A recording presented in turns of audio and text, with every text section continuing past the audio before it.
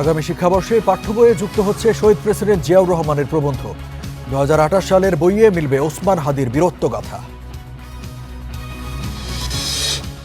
নতুন সরকারের প্রথম বাজেট কাল। স্বৈরাচার সরকারের অর্থপাচার, দুর্নীতিতে নাজুক অর্থনীতি, সংসদে প্রধানমন্ত্রী। স্বৈরাচারের পতনের পরে আমরা আরো পরিষ্কারভাবে দেখতে পাচ্ছি যে কিভাবে দুর্নীতি এবং অর্থ পাচারের মাধ্যমে দেশের অর্থনীতি ব্যবস্থাকে সম্পূর্ণভাবে ধ্বংস করে দেওয়া হয়েছে।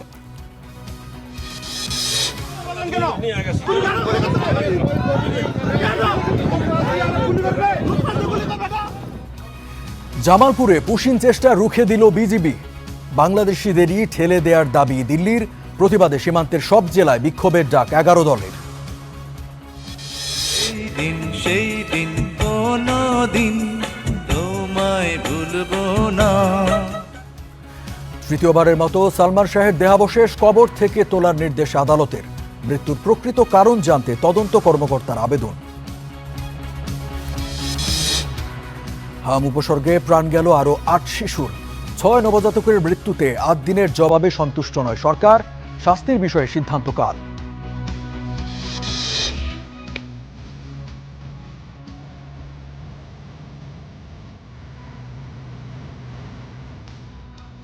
এবং বিশ্বকাপের পর্দা উঠছে কাল। শেষ হচ্ছে মেসি রোনালদো অধ্যায়। 2 তারকাকে ছাড়িয়ে যাওয়ার লড়াই এমবাপ্পে।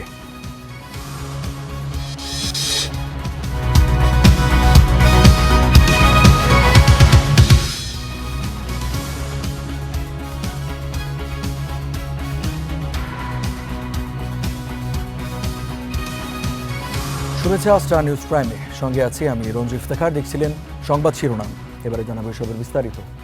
আগামী বছরই নবম দশমের বাংলা সাহিত্যে যুক্ত হচ্ছে শহীদ প্রেসিডেন্ট জিয়াউর রহমানের মুক্তিযুদ্ধ বিষয়ক 2টি প্রবন্ধ অবলম্বনে একটি প্রবন্ধ।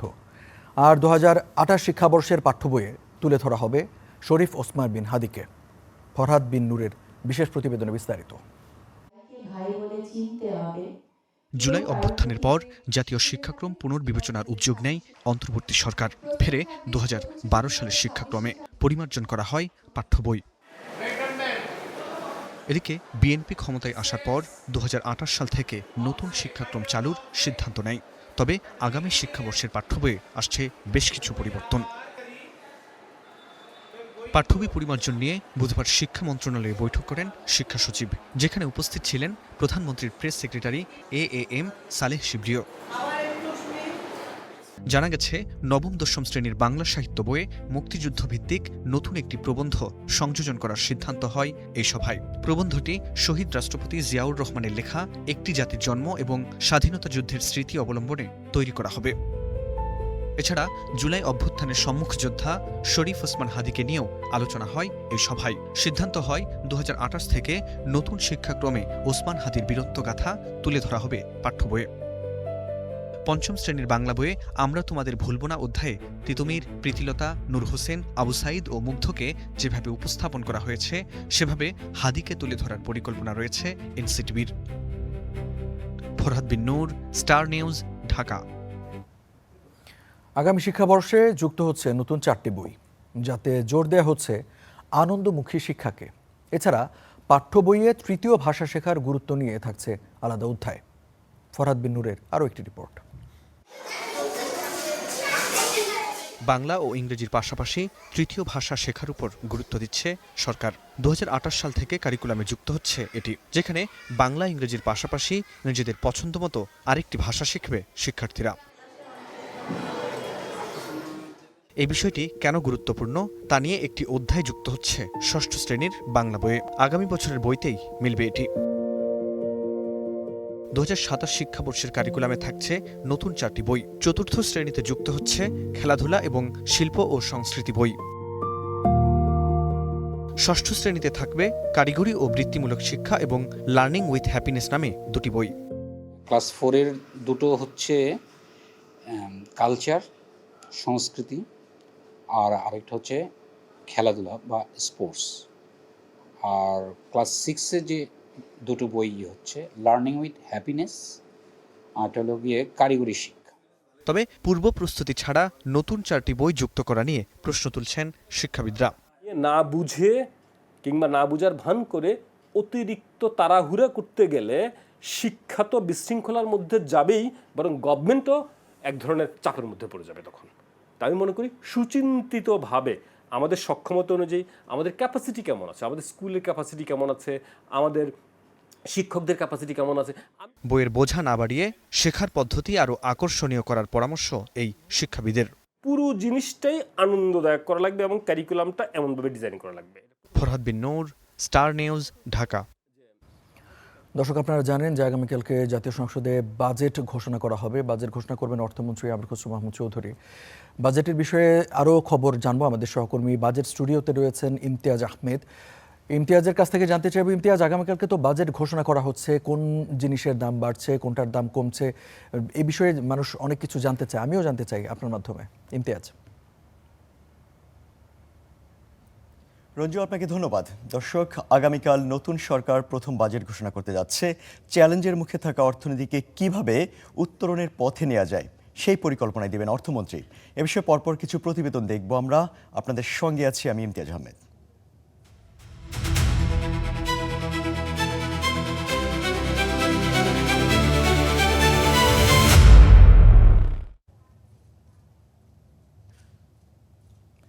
জনগণের কাছে বাজেট মানে বাজারে স্বস্তি, নতুন কাজের সুযোগ ও আয় বৃদ্ধি। নিয়মিত করদাতারা চান বাড়বে না করের বোঝা। ব্যবসায়ীদের দাবি বিনিয়োগ অনুকূল পরিবেশ ও কর ছাড়ের। এত সবকিছু প্রত্যাশার কতটুকু পূরণ করতে পারবেন অর্থমন্ত্রী, সে প্রশ্নের উত্তর মিলবে আগামীকাল। মুন্নাফ রশিদের প্রতিবেদন বিস্তারিত। তারেক রহমান সশস্ত্র চিত্রে শপথ করিতেছি যে 2 দশক পর রাষ্ট্র ক্ষমতায় ফিরে বিএনপি যেন এমন এক চালক যার হাতে ক্ষতবিক্ষত একটি গাড়ির স্টিয়ারিং তুলে দেয়া হয়েছে। একদিকে হাসিনা আমলের দুর্বল অর্থনীতি, অন্যদিকে মধ্যপ্রাচ্য সংঘাতের প্রভাব, জ্বালানি তেল ও বিদ্যুতের দামে জীবনযাত্রার ব্যয় বৃদ্ধির উত্তাপে চলমান দাবদাহ যেন আরও বেড়েছে। গাড়িটি এমন এক খাড়া পথে উঠছে যার সামনে 9 লাখ কোটি টাকার বেশি ব্যয়ের চ্যালেঞ্জ, যেখানে জ্বালানি থাকতে পারে 6,95,000 কোটি টাকার রাজস্ব আয়। বাকি পথ পাড়ি দিতে চালককে একদিকে যাত্রীদের কাছ থেকে অতিরিক্ত ভাড়া আদায় করতে হবে, নিতে হবে ধার। সরকার যদি অনেক বেশি ঋণ গ্রহণ করা শুরু করে তাহলে তো এটা ব্যক্তিখাতের ঋণের যে সরবরাহ সেটা চাহিদার সাথে সামঞ্জস্যপূর্ণ না থাকার একটা অবস্থা সৃষ্টি করতে পারে। সেই চাহিদাটা যাতে আমাদের পূরণ হয়, বাস্তবায়নটা আমার মনে হয় যে খুবই গুরুত্বপূর্ণ। কিন্তু সেটার জন্য তো আমাদের দেখতে হবে যে আগামীতে আমরা ভিন্ন ধর্মী কি করি যাতে বাস্তবায়নের উৎকর্ষতা এবং মানসম্মত বাস্তবায়ন এটা আমরা নিশ্চিত করতে পারি। সেটার জন্য আমাদের অপেক্ষা করতে হবে। ফ্যামিলি কার্ড, কৃষক কার্ড, কৃষি ঋণ মওকুফ সহ বিভিন্ন নির্বাচনমুখী জনতুষ্টি কর্মসূচি বাস্তবায়নে ব্যয় হবে বড় অঙ্কের অর্থ। আছে নতুন পে স্কেল বাস্তবায়নের খরচও, বিদ্যুতের ক্যাপাসিটি চার্জ সহ ভর্তুকির চাপ। এর বাইরে সুদ পরিশোধের বিপুল ব্যয়। জাতি ধর্ম নির্বিশেষে সমস্ত গোষ্ঠীকে এবার এই বাজেটে অ্যাড্রেস করা হয়েছে। যদি সম্পদ বেশি থাকতো আরও বেশি করতে পারতাম। এখন সীমিত সম্পদের মধ্যে যতটুকু সম্ভব দেশের মানুষকে বিবেচনায় মাথায় রেখে বাজেট দেওয়া হচ্ছে। চ্যালেঞ্জের মাঝেও নতুন অর্থবছরে 6.5% প্রবৃদ্ধির লক্ষ্য সরকারের। মূল্যস্ফীতি কমিয়ে আনা হবে 7.5%। যদিও মে মাসে জীবনযাপন ব্যয় বেড়েছে প্রায় 9.5%। নতুন অর্থবছরে জিডিপির আকার হতে পারে $538 বিলিয়ন। বাজেটের লক্ষ্যগুলো উচ্চাভিলাষী মনে করেন অর্থনীতিবিদরা। অর্থনীতির যে অবস্থা বর্তমানে, প্রবৃদ্ধিতে মন্দা, মূল্যস্ফীতি দীর্ঘদিন ধরে উচ্চ পর্যায়ে আছে এবং আগামীতে আরও বাড়বে আন্তর্জাতিক পরিস্থিতির কারণে। ব্যাংকিং খাতে দুরবস্থা, খেলাপি ঋণের পরিমাণ অনেক বেশি, মানে বাফার খুব একটা নাই। একটা যে শক আপনি দিবেন ইকোনমিকে, সেটা সহ্য করার মতো শক্তি খুব সীমিত। এই পরিস্থিতিতে বড় ধরনের ঘাটতি বাজেট অর্থনৈতিক সহ্য করার মতো অবস্থা কিন্তু এখন নাই। জনসাধারণের প্রত্যাশা তারা কর্মসংস্থান ও তুলনামূলক কম ব্যয়ে জীবনযাপন করার সুযোগ চান।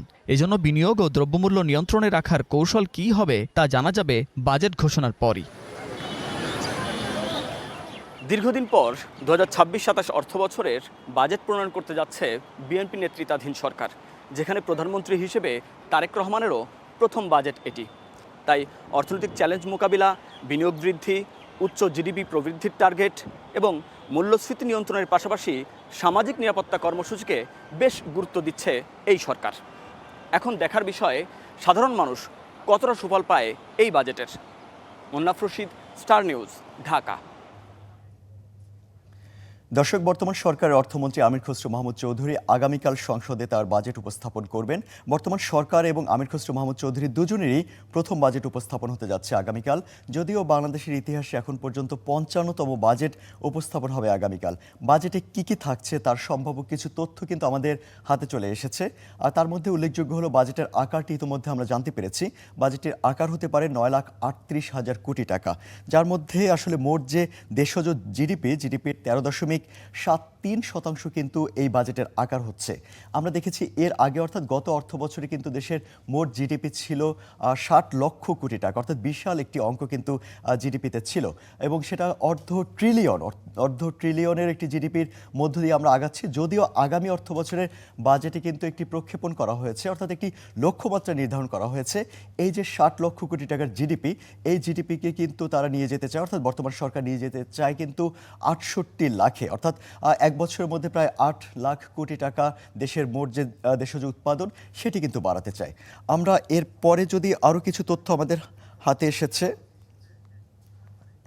আমরা এরপরে জিডিপির যে একটি টার্গেট রয়েছে, অর্থাৎ বর্তমান সরকার কিন্তু একটি লক্ষ্যমাত্রা দিয়েছে।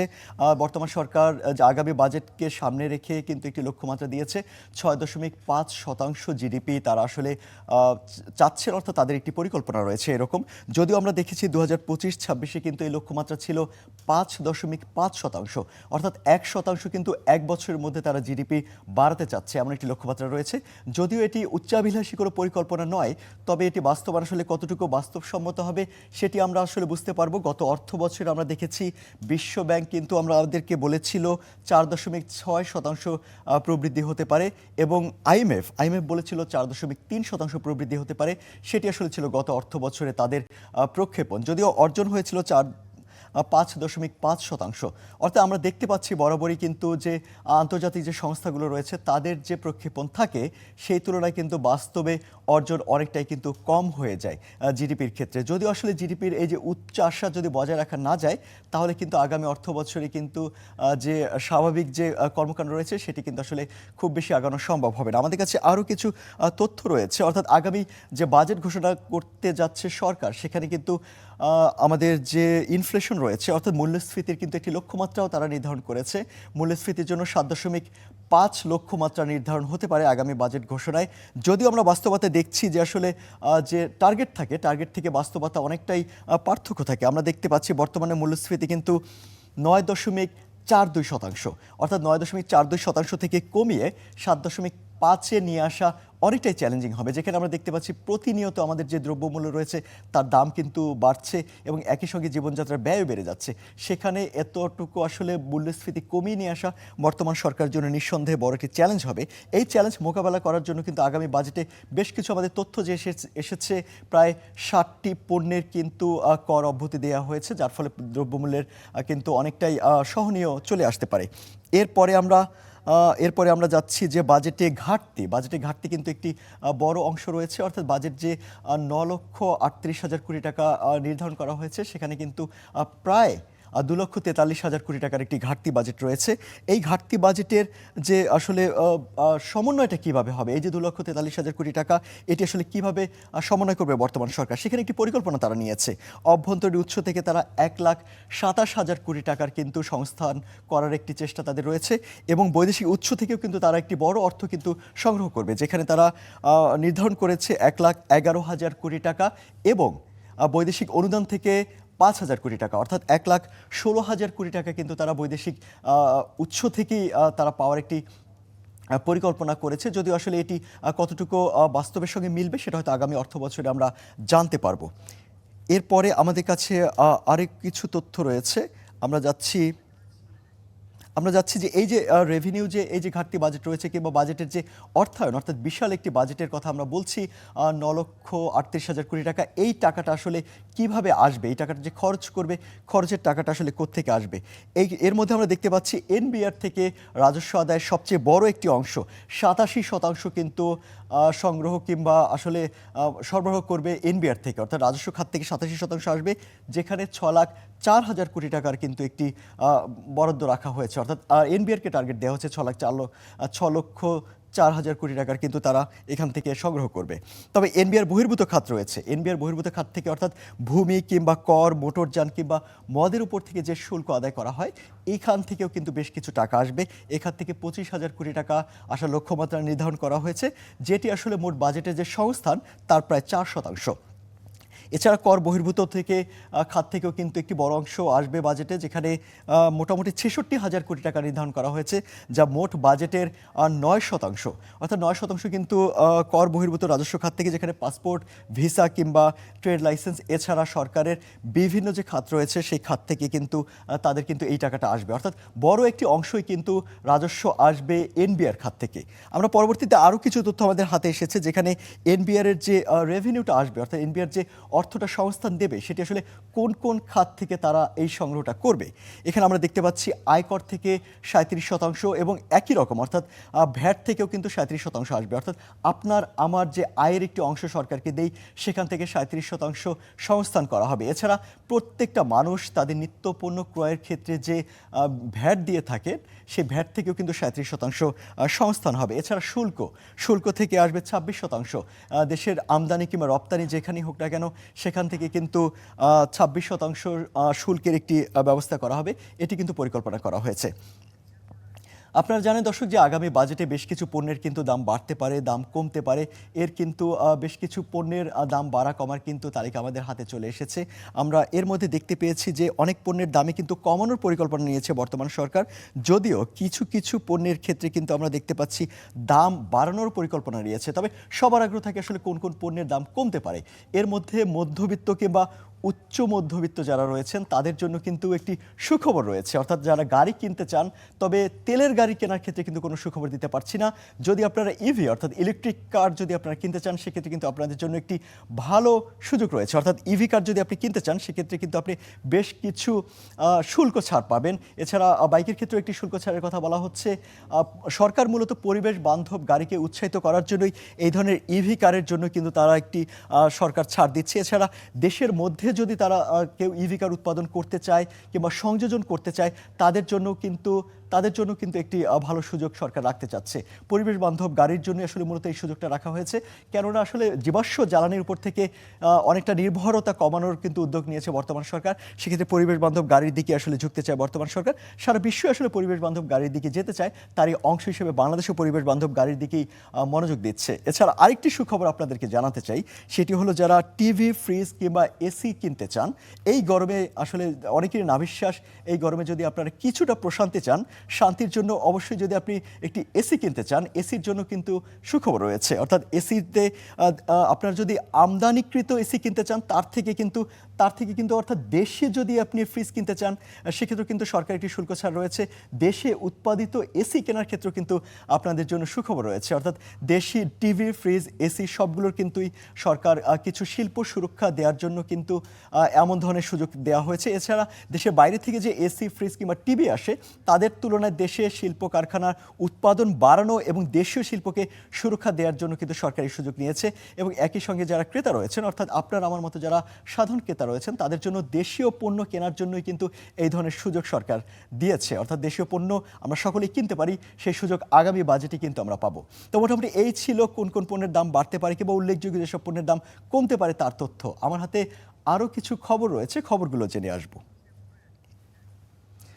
দেশি বিদেশি বিনিয়োগ আকর্ষণের সুদের হার পর্যালোচনা করা হচ্ছে বলে সংসদকে জানিয়েছেন প্রধানমন্ত্রী তারেক রহমান। প্রকৃত ব্যবসায়ীদের 9% সুদের ঋণ সহযোগিতা করা হবে বলেও উল্লেখ করেন তিনি। বুধবার জাতীয় সংসদে প্রধানমন্ত্রী কথা বলেন। এ সময় বিগত স্বৈরাচার সরকারের অর্থ পাচার ও দুর্নীতির কথা তুলে ধরেন তিনি। সংসদে বাজেট অধিবেশনের চতুর্থ দিন, এই সরকারটি জনগণের দ্বারা নির্বাচিত একটি সরকার। প্রশ্নোত্তর পর্বে উঠে আসে দেশের ব্যবসা বাণিজ্য ও বিনিয়োগ খাতের নানা প্রসঙ্গ।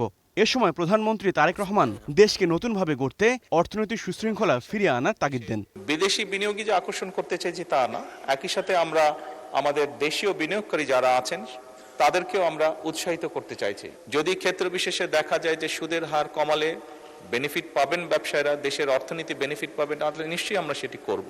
প্রধানমন্ত্রী বলেন, বিগত স্বৈরাচার সরকার দুর্নীতি এবং অর্থ পাচারের মাধ্যমে দেশের অর্থনৈতিক ব্যবস্থাকে সম্পূর্ণভাবে ধ্বংস করেছে।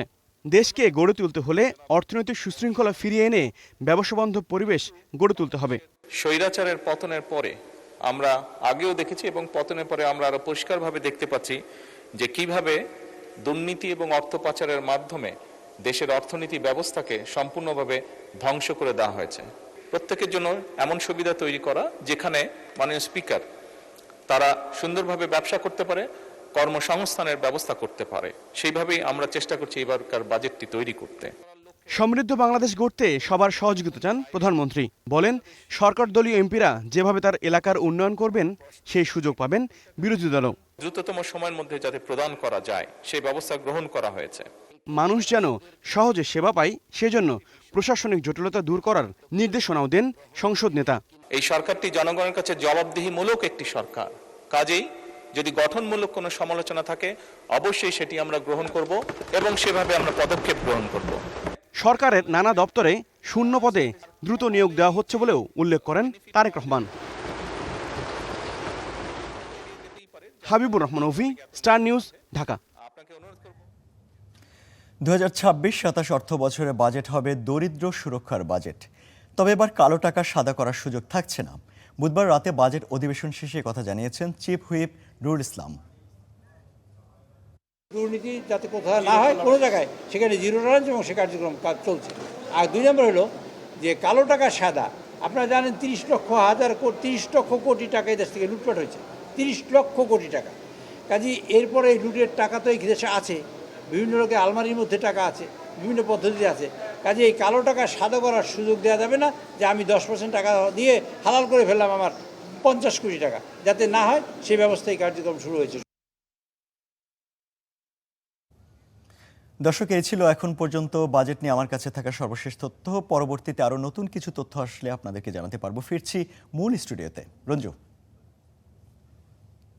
বাজেটের খুঁটিনাটি বিষয়ে আপনি আমাদেরকে জানালেন।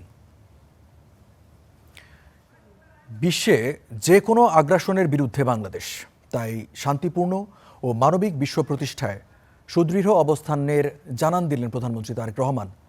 জাতিসংঘ শান্তিরক্ষী দিবস উপলক্ষে সেনাকুঞ্জে সশস্ত্র বাহিনীর আয়োজনে একথা বলেন তিনি। এ সময় মাতৃভূমির মর্যাদা রক্ষায় সেনা সদস্যদের গৌরবময় ভূমিকার প্রশংসাও করেন সরকার প্রধান। অস্ত্র যেখানে যুদ্ধ থামাতে ব্যর্থ হয়, সেখানে কখনো কখনো শান্তির দূত হয়ে দাঁড়ান একদল মানুষ। নিজের দেশের পতাকা বুকে ধারণ করে পা রাখেন সংঘাত অনিশ্চয়তায় ঘেরা জনপদে। কেউ কখনোই ফিরে আসেন না স্বজনদের কাছে, কেউ ফেরেন বীরত্বের গল্প আর ক্ষত বিক্ষত স্মৃতি নিয়ে। সেই যোদ্ধাদের ত্যাগ, সাহসিকতা স্মরণ করতেই জাতিসংঘ শান্তিরক্ষী দিবস উপলক্ষে ঢাকা ক্যান্টনমেন্টের সেনাকুঞ্জে সশস্ত্র বাহিনীর এই আয়োজন। তাতে যোগ দেন প্রধানমন্ত্রী। শান্তি রক্ষাকে শুধু বৈশ্বিক দায়িত্ব পালন নয়, মানবতার প্রতি বাংলাদেশের অঙ্গীকারের প্রতীক বললেন সরকার প্রধান। বাংলাদেশ যে কোনো আগ্রাসন ও সংঘাতের বিরুদ্ধে একটি নিরাপদ ও শান্তিপূর্ণ পৃথিবী গড়ে তুলতে বহুপাক্ষিক, কূটনৈতিক ও জাতিসংঘ সনদের প্রতি সম্পূর্ণ শ্রদ্ধাশীল। সতর্ক করলেন মুক্তিযুদ্ধে সেনাবাহিনীর গৌরব যেন ম্লান না হয় সেদিকে নজর রাখতে। বাংলাদেশের জন্মযুদ্ধে সেনাবাহিনীর ভূমিকা ছিল ঐতিহাসিক। সেনাবাহিনীর একজন মেজর বাংলাদেশের স্বাধীনতা ঘোষণা করেছিলেন। আমি বিশ্বাস করি এই গৌরব এবং অহংকার অবশ্যই আমাদের সশস্ত্র বাহিনীর জন্য অনন্ত প্রেরণার উৎস। সুতরাং এই গৌরব যেন কোনোভাবেই ম্লান না হয়, সেটি রক্ষা করা অবশ্যই সশস্ত্র বাহিনীর কর্তব্য। ফ্যাসিবাদ মুক্ত দেশকে নতুন করে গড়তে জাতীয়তাবাদ, শৃঙ্খলা ও ঐক্য ধরে রাখার বার্তাও দেন সরকার প্রধান। ইউনিফর্মধারী বাহিনীর জন্য প্রধান বার্তাটি হল প্রফেশনালিজম, ইউনিটি, ডিসিপ্লিন এবং চেইন অফ কমান্ড ছাড়া সম্মান এবং মর্যাদার সঙ্গে টিকে থাকা কঠিন। অতীত থেকে শিক্ষা নিয়ে ফ্যাসিবাদ মুক্ত বাংলাদেশে বর্তমানে প্রতিটি রাষ্ট্র এবং সাংবিধানিক প্রতিষ্ঠানের সামনে স্বমহিমায় নিজেদেরকে প্রতিষ্ঠিত করার সুযোগ সৃষ্টি হয়েছে। ত্যাগ, মানবতার অমলিন গল্প বুকে নিয়ে শান্তির পতাকা উঁচিয়ে রেখেছেন বাংলাদেশের শান্তিরক্ষীরা। সেই অভিযাত্রার পদচিহ্ন অক্ষয় হোক, সে প্রত্যাশাই ছিল সেনানিবাসের এই আয়োজনে। এই দেশটা আমাদের সবার। Zakaria Ahmed, star news, Dhaka. আগামী প্রজন্ম বিজ্ঞানমনস্ক হলে বহু সমস্যার সমাধান সম্ভব বলে মন্তব্য করেছেন জিয়াউর রহমান ফাউন্ডেশনের ভাইস প্রেসিডেন্ট জুবাইদা রহমান। এ সময় বৃক্ষরোপণ কর্মসূচিকে সামাজিক ও অর্থনৈতিক কর্মকাণ্ডে রূপান্তরের আহ্বান জানান তিনি। মাসব্যাপী বৃক্ষরোপণ কর্মসূচির উদ্বোধন শেষে এসব বলেন জুবাইদা রহমান। সারা দেশে 25 কোটি বৃক্ষরোপণের ঘোষণা আগেই দিয়েছিল বিএনপি। এবার সব পাবলিক বিশ্ববিদ্যালয়ে মাসব্যাপী বৃক্ষরোপণ কর্মসূচির উদ্যোগ নিয়েছে জিয়াউর রহমান ফাউন্ডেশন। বুধবার ঢাকা বিশ্ববিদ্যালয়ের কার্জন হল প্রাঙ্গণে নিম গাছের চারা রোপণের মাধ্যমে এই কর্মসূচির উদ্বোধন করেন জেডআরএফ এর ভাইস প্রেসিডেন্ট ডাক্তার জুবাইদা রহমান। এরপর বিজ্ঞান মেলার উদ্বোধন করেন ডাক্তার জুবাইদা। বলেন, আগামী প্রজন্ম বিজ্ঞান মনস্ক হলে বহু সমস্যার সমাধান সম্ভব। পরিবেশ সুরক্ষায় এবং দেশের বিভিন্ন সমস্যার বৈজ্ঞানিক সমাধান বের করার ক্ষেত্রে শিক্ষক, শিক্ষিকা এবং শিক্ষার্থীরা নিঃসন্দেহে বিরাট অবদান রাখতে পারে। বর্তমান পৃথিবীকে আরও সুন্দর, বাসযোগ্য ও সবুজ করে রেখে যাব সবাই ভবিষ্যৎ প্রজন্মের জন্য ইনশাআল্লাহ। এ সময় বৃক্ষরোপণ শুধু কর্মসূচির মধ্যে সীমাবদ্ধ না রেখে সামাজিক অর্থনৈতিক কর্মকাণ্ডে রূপান্তর করার আহ্বান জানান তিনি। সুস্থ প্রতিযোগিতা সমাজে উজ্জ্বল সম্ভাবনার দুয়ার খুলবে। প্রাণের আকাঙ্ক্ষা বাস্তবায়িত হবে নতুন ইনোভেশনের মাধ্যমে। পরিবেশ সুরক্ষায় বৈজ্ঞানিক উপায় খুঁজতে শিক্ষক শিক্ষার্থীদের আহ্বান জানান ডাক্তার জুবাইদা রহমান। শিক্ষার্থীদের পরিবেশ সচেতন করতে স্কুল পাঠ্যক্রমে যুক্ত করা যায় সবুজ স্বেচ্ছাসেবা। সিফাত শাহরিয়ার, স্টার নিউজ, ঢাকা। জামালপুরের বকশীগঞ্জ সীমান্তে এক বৃদ্ধকে পুশিনের চেষ্টা করেছে বিএসএফ। এ সময় বিজিবির বাধায় পণ্ড হয় সেই চেষ্টা। বিজিবি ও বিএসএফ পতাকা বৈঠকে কোনো সুরাহা না হওয়ায় সীমান্তেই আটকে আছেন ওই ব্যক্তি। স্থানীয়রা জানান, ভোরে সীমান্তের আলো নিভিয়ে 7 জনকে বাংলাদেশে ঠেলে দেওয়ার চেষ্টা করে বিএসএফ। বিষয়টি টের পেয়ে বাংলাদেশে প্রবেশের মুখে বিজিবি ও স্থানীয়রা বাধা দিলে 6 জন ভারতে পালিয়ে গেলেও একজন এখনও শূন্যরেখায় আটকে।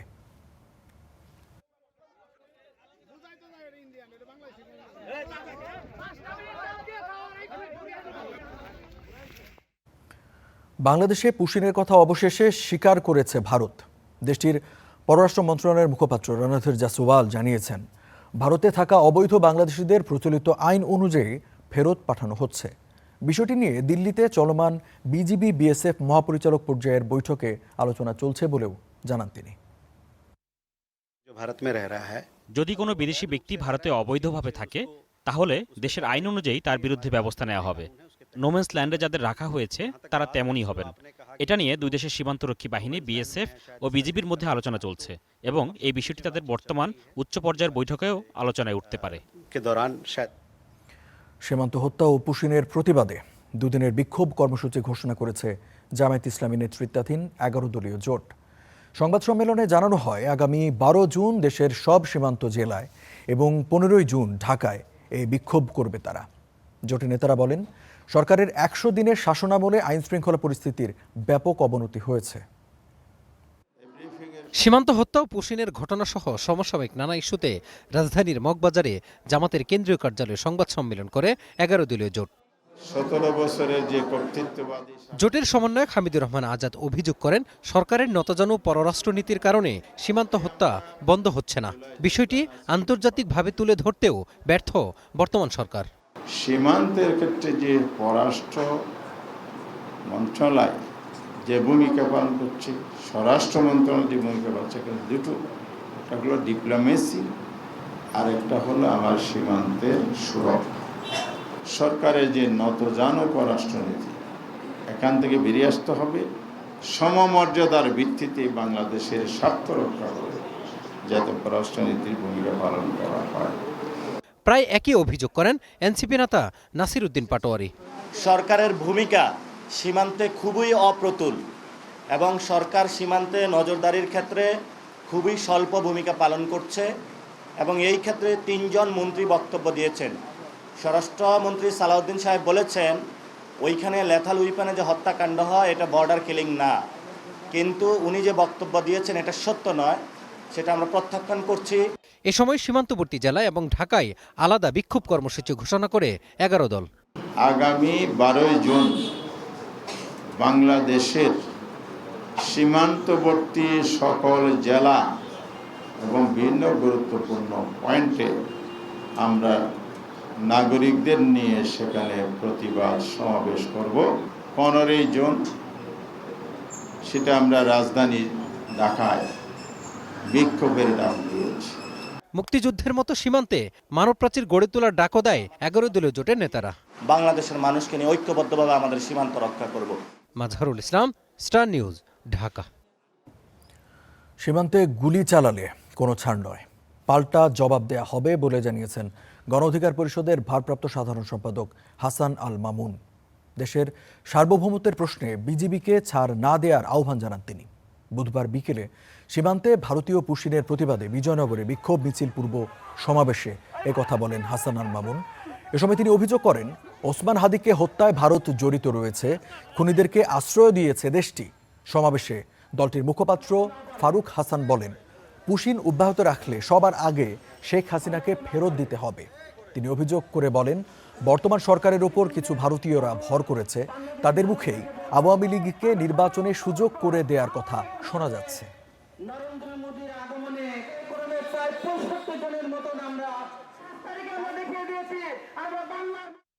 সীমান্তে যদি আর একটি গুলি চালানো হয়, এদেশের মানুষের উপর যদি আরেকটি গুলি চালানো হয়, তাহলে পাল্টা 2টি লাশ কিন্তু ভারতের মাটিতে পড়বে।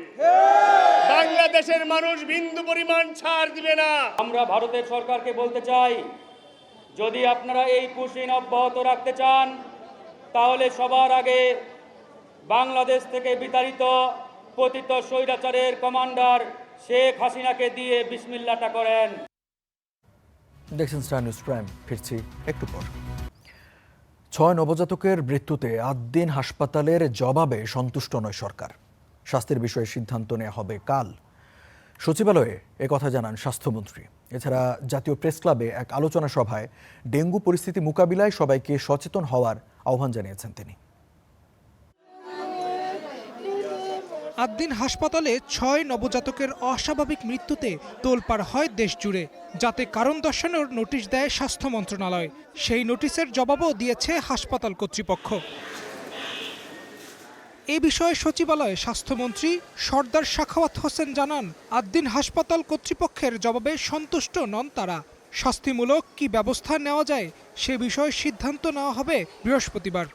তারা ইচ্ছা করে না, এইসব নানান কথা অনেক গল্প করেছে, অনেক 4-5 পৃষ্ঠা লিখেছে, এগুলো বুলেট পয়েন্ট পর কিছুই লেখেনি, বেগ রিপ্লাই। বুধবার সকালে জাতীয় প্রেস ক্লাবে আলোচনা সভায় স্বাস্থ্যমন্ত্রী প্রতিমন্ত্রী জানান, এবারের বাজেটে স্বাস্থ্য খাতে দেশের ইতিহাসে সর্বোচ্চ বরাদ্দ দেওয়া হবে। ডেঙ্গু পরিস্থিতি মোকাবেলায় সবাইকে নিজ নিজ অবস্থান থেকে কাজ করার আহ্বান জানান স্বাস্থ্যমন্ত্রী। আগামীকাল বাজেট ঘোষিত হবে, আপনারা দেখবেন আগামীকালকের বাজেটে ইনশাআল্লাহ আমাদের বিএনপি সরকার স্বাস্থ্য খাতে ইতিহাসের সর্বোচ্চ বাজেট আলোচনা করবে। একটাকে সবাই মিলে মোকাবেলা করতেছি, অনেকটা এগুচ্ছি, আরেকটা আসতেছে ডেঙ্গু। আপনারা দয়া করে যার যার অবস্থান থেকে পরিষ্কার পরিচ্ছন্ন থাকা, ডেঙ্গুর প্রোটোকল মেনটেন করা। মন্ত্রী জানান, প্রান্তিক পর্যায়ে 1 লক্ষ স্বাস্থ্যকর্মী নিয়োগ দেবে সরকার। এর মধ্যে 80,000ই হবে নারী। আরিফিন ইমন, স্টার নিউজ, ঢাকা। প্রয়াত জনপ্রিয় চিত্রনায়ক সালমান শাহর মৃত্যুর প্রকৃত কারণ উদ্ঘাটনে তার দেহাবশেষ তৃতীয়বারের মতো কবর থেকে উত্তোলনের অনুমতি দিয়েছেন আদালত। একই সঙ্গে দেহাবশেষ উত্তোলনের পর সুরতহাল প্রতিবেদন প্রস্তুত এবং পুনরায় ময়না তদন্ত সম্পন্ন করার নির্দেশও দেওয়া হয়েছে।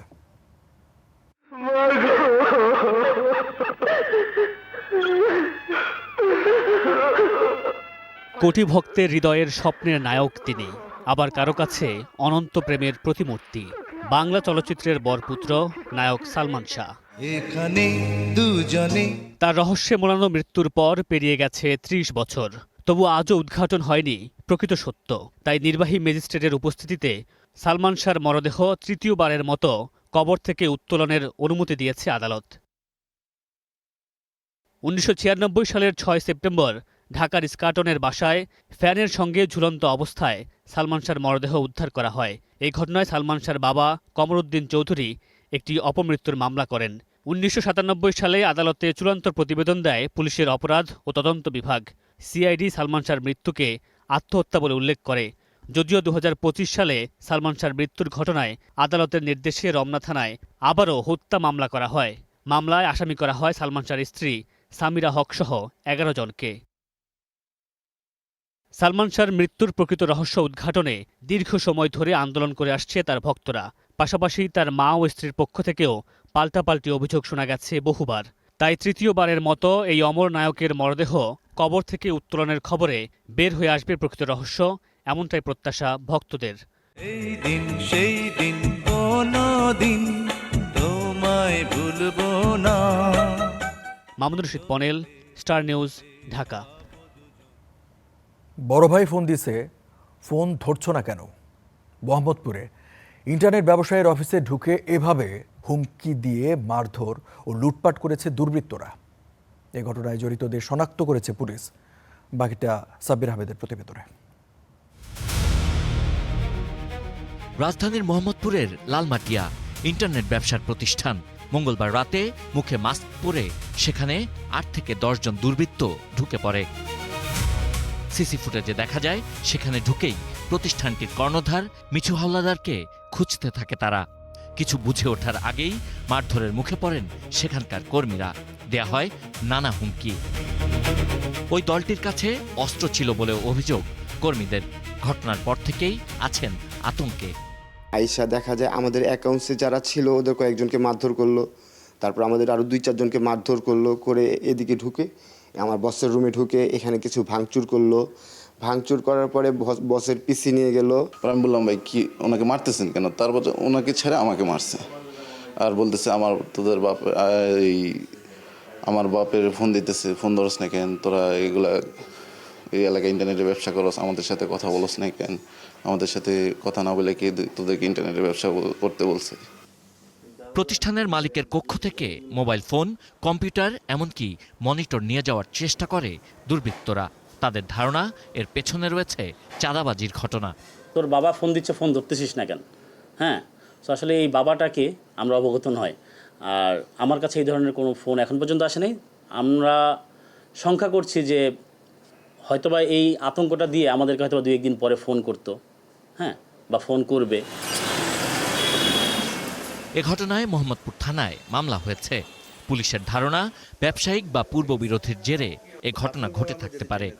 হয়তো ব্যবসায়িক দ্বন্দ্ব কিংবা দেখা যাচ্ছে পূর্বশত্রুতার কোনো জের ধরে এই কাজটি হতে পারে বলে আমরা অনুমান করছি। মাস্ক পরিহিত অবস্থায় যারা অপরাধী তারা এসেছিল, আমরা বেশ কয়েকজনকে আইডেন্টিফাই করেছি। কার নির্দেশে এ ঘটনা তা খতিয়ে দেখছে police. Sabbir Ahmed, star news, Dhaka. সম্প্রতি এটিএম ও সিআরএম বুথগুলোতে দেখা যাচ্ছে টাকার সংকট। রাজধানীর বিভিন্ন এলাকার বুথে টাকা পাচ্ছেন না বলে অভিযোগ অনেক গ্রাহকের। নিজস্ব ছাড়া অন্য ব্যাংকের গ্রাহকদের শাখা থেকে টাকা দিচ্ছে না কিছু ব্যাংক। সংকটের কথা স্বীকার করেছে বাংলাদেশ ব্যাংক, জানিয়েছে শিগগিরই স্বাভাবিক হবে এটিএম বুথের লেনদেন। ঈদে নগদ টাকা তোলার চাহিদা বেশি থাকলেও স্বাভাবিক সময়ে তা কমে আসে, কিন্তু হঠাৎ করেই ব্যাংকের এটিএম বুথগুলোতে দেখা গেছে টাকার সংকট। বুধবারও রাজধানীর কিছু এলাকায় এই দৃশ্য দেখা গেছে। গ্রাহকদের অভিযোগ, বিভিন্ন বুথ ঘুরেও মিলছে না টাকা। আমি সাধারণত এই বুথ থেকে টাকা তুলি। তো আগে এখানে 3টা কাউন্টার ছিল বা 3টা মেশিন ছিল, যেগুলোতে টাকা থাকতো। তো আজকে আসার পরে দেখলাম যে 3টা মেশিনের ভিতরে 2টায় টাকা নেই। আমি এই পাশে আরও 2টো বুথে গেলাম, ওই 2টাই ছিল না, আমাকে বললো এটা আসতে। তো এটা আসার পরও আমি দেখলাম বললো যে আনঅ্যাভেলেবেল। 20,000 টাকার জন্য প্রথমে পাঞ্চ করলাম, প্রথমে বললো যে এটা আউট অফ সার্ভিস। দ্বিতীয় মেশিনে গেলাম, তখন তারা আবার টাকা দিয়ে পাসওয়ার্ড দিলাম, তারা বললো টাকা নেই। রমনা গিয়েছি, রমনা পাইনি, রমনা থেকে এখানে আসছি, এখানেও পাইনি। আগে এরকম কখনো হয় নাই। নগদ টাকা সংকটের কথা স্বীকার করেছে কেন্দ্রীয় ব্যাংক। শিগগিরই সংকট কেটে যাবে বলে জানিয়েছে বাংলাদেশ ব্যাংক। ঈদুল আজহার সময় আমাদের প্রচুর ক্যাশ কারেন্সি ব্যবহৃত হয়েছে গরুর হাটগুলোতে। তো যে কারণে এগুলো বেশিরভাগ ক্যাশ কারেন্সি এখন মার্কেটে গেছে এবং সেগুলো ব্যাংকিং সিস্টেমে আবার জমা হতে শুরু করেছে। তো সাময়িকভাবে একটু চাপ থাকে, এই জন্য কিছু কিছু এটিএম বুথে ব্যাংকগুলো যে ক্যাশ কারেন্সি ফিট করতে তাদের একটু সময় লাগছে জিনিসটা। তো এটা আমার মনে হচ্ছে এটা খুব দ্রুততম সময়ে যখন ক্যাশগুলো আবার ফিরে আসবে তখন এটা স্বাভাবিক হয়ে যাবে। বর্তমানে সারা দেশে ব্যাংকের এটিএম ও সিআরএম বুথের সংখ্যা 21,739টি। গেল মার্চ মাসে এসব বুথের মাধ্যমে লেনদেন হয়েছে 53,467 কোটি টাকা। Walid Sakib, star news, Dhaka. দেখছেন স্টার নিউজ প্রাইম, ফিরছি একটু পর। দেখছেন স্টার নিউজ প্রাইম। এবারে আন্তর্জাতিক প্রসঙ্গ। আফগানিস্তানের সীমান্তবর্তী 3টি প্রদেশে বড় ধরনের বিমান হামলা চালিয়েছে পাকিস্তান। এতে অন্তত 26 সন্ত্রাসী নিহত বলে দাবি করেছে ইসলামাবাদ। তবে তালেবান সরকার বলছে বেসামরিক নাগরিকদের লক্ষ্য করে হামলা হয়েছে। 11 শিশুসহ অন্তত 13 জন নিহত হয়েছে বলে জানিয়েছে তারা। আফগান সরকারের মুখপাত্র জাবিহুল্লাহ মুজাহিদ জানিয়েছেন, গত রাতে পাকিস্তানের সামরিক বাহিনী আবারও আফগানিস্তানের আকাশ সীমা লঙ্ঘন করে কুনান, খোস্ত ও পত্তিকা প্রদেশে বেসামরিক বাড়িঘরে বোমা হামলা চালিয়েছে। গত রাতে কুনান, খোস্ত ও পত্তিকা প্রদেশে এই হামলা চালায় পাকিস্তানের সামরিক বাহিনী। যুক্তরাষ্ট্র ও ইরানের মধ্যে হামলা বন্ধে যখন মধ্যস্থতা করছে পাকিস্তান, তখন এই হামলা চালালো দেশটি।